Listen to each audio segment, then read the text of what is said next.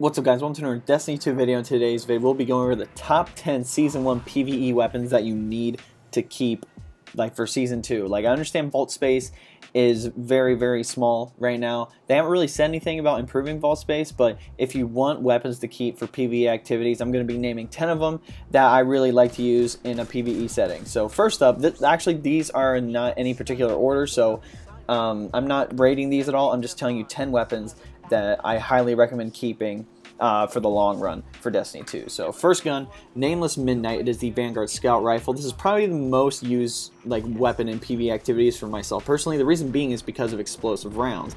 It causes a great area of effect damage and a lot of flinch to enemies, even higher level ones. With the AoE damage, flinch factor, and range capabilities over other weapons, this weapon is great in PvE, and I use this weapon in the raid almost the whole time just because of the explosive round factor.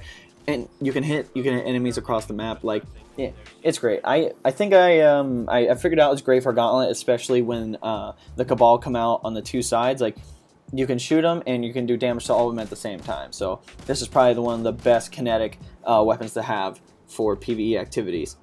Next, let's go over Sweet Business. Now, this is the exotic auto rifle. This weapon is literally a death machine / Gatling gun / light machine gun in Destiny 2. Well, I guess from Destiny 1 to Destiny 2, but the mag on this thing is huge. That's great for PvE. You don't have to reload often. Plus, the flinch factor is great with high caliber rounds. This thing is essentially a flinch machine, especially when it comes to higher level enemies. Even with smaller level enemies, yeah, it flinches them, but you'll be able to take them down a lot faster. This thing is really good for those higher level enemies, and you can drop them pretty quick as well. Very good when it comes to doing higher level prestige activities, aka the raid. I saw Dado's video over Callus, and they use Sweet Business in the short Titan Shield, and essentially you can just get this thing reloaded all the time. Very good when paired with Atrium War Rig and the Titan Small Shield. Even the Hunter Dodge, where you can reload this weapon. It's really good when it comes to paired with those things as well. Third one, let's go over the origin story. This is the Vanguard auto rifle. This auto is within the best archetype in Destiny 2. Rampage is the main reason this gun is good, especially for ad control, and works really well with abilities and gear that load this weapon's mag very quickly. Hunter Dodge, Titan Small Shield, Atrium War Rig, etc., etc. Rampage is what defines this weapon mostly. If you're trying to take out ads and you hit one, boom, weapon damage increase, boom, weapon damage increase, boom, weapon damage increase. It's great. The only bad thing is the mag is fairly small. That's why I suggest doing the Hunter Dodge or the Titan Small Shield Atrium War Rig, just because you will be able to have ammo in the mag and have Rampage be procced longer. But this weapon is very good when it comes to PvE activities. Fourth gun I want to go over is the Ghost Primus. This is the kinetic auto rifle from the raid. This auto has the best traits within all the autos that I've seen by far in the kinetic slot. The main thing is that you can choose between high impact reserves, which is more damage as the mag gets lower, or ambitious assassin, rapid kills allow for a bigger mag. I use ambitious assassin, that's so hard to say, mostly in PvE, but both are great options to make this weapon a PvE beast. For PvE, if you take down 4 dudes, it takes the mag size from 44 to up to 58. That is how many more rounds? 14 more rounds in this weapon. That's great. I can't even explain how good this gun is. If you have it, whip it out in PvE, go to the EDZ and take out some fallen dudes, reload it, your mag's gonna be huge. Fifth gun I want to go over is the Cold Heart Trace Rifle. Now, we all know this gun was made for PvE and for those prestige activities. Definitely hold on to this one for the raid layer, considering it's great for the Leviathan raid now. This also pairs well with the Hunter Dodge and the Titan Small Shield as well. Plus, this is the only trace rifle within Season 1, and I know we're getting a second one for Season 2 / Curse of Osiris, but it's going to be completely different. It's going to be solar. I don't know if it's going to be from any weapon foundry or anything. I assumed it was Suros, but who knows? I could be wrong, but this is the only trace rifle right now, and plus, that other trace rifle might have different perks. With this one, the longer it's held on precision hits, the more damage it does. This thing is just great, especially for those higher level PvE activities. Callus, everybody uses this thing for Callus, so definitely hold on to this. Sixth weapon I want to go over is the Sunshot Hand Cannon. This weapon is literally the icebreaker of Destiny 1, except in hand cannon form for Destiny 2. The AoE damage that this weapon produces is huge and really great for ad control. If one enemy explodes, most of the enemies around are going to explode as well, just because the amount of damage that this thing does to smaller ads. I use this for some of the bigger encounters as well, especially for the raid encounters. I use it for gauntlets and pools, like especially when they start coming out. You hit them with Sunshot, they're all gathered around together. Boom, you take out one, they all explode. Like, it's super, super good for the ad control factor, and it does pretty good damage. Next, let's go over Merciless. It is the exotic fusion rifle, and its main perk is essentially every time if you're shooting a higher level enemy and it doesn't take him down, the rate of fire goes like higher and higher, so it just keeps shooting faster and faster and faster. So if you end up trying to take down a boss and you can't take it down with all 8 shots, like, this thing is going to shoot extremely quick. We all know this is probably the best power weapon to have to take down high level enemies, aka Callus. I saw ItsDaveOU use this weapon as well for the Callus encounter.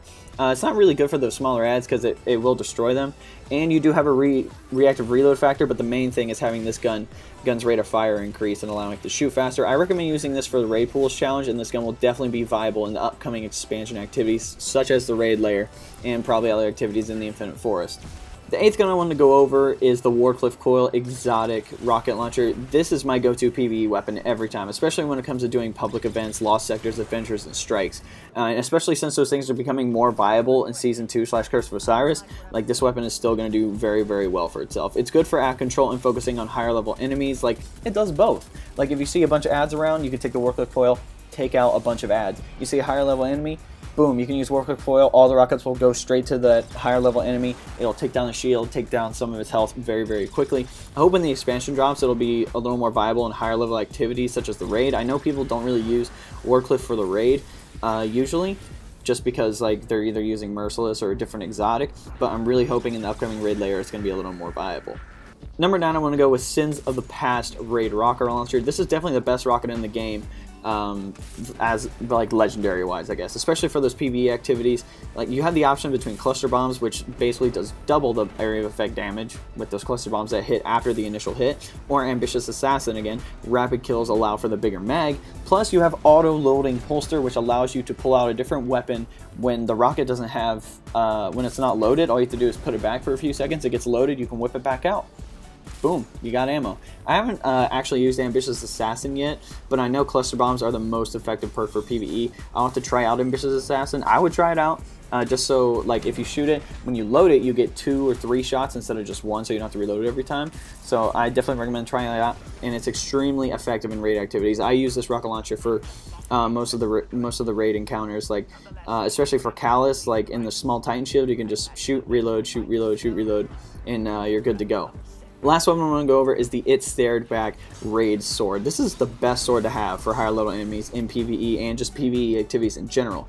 Its main perk is that essentially every 3 hits with the sword, aka the uppercut, so that's the most effective, it gives you ammo back, which no other sword has right now. So obviously this is going to be the best, I guess, like one of the best power weapons to have for those PvE activities, especially if you either have to do ad control or you're trying to take down higher level ads. Such as like Orange Bar Centurions or anything like that. And I use this like for almost every raid activity except for Callus, so it's extremely viable, and I hope that it's going to be viable in the new raid layer. Like, I know for the Gauntlet, whenever the Centurions come out, you just hit them with a sword, they drop dead. It's a lot easier than trying to have them take them down with a rocket because they jump all the time. It's really good for the dog encounter. Like, this sword is probably the best sword to have for PvE.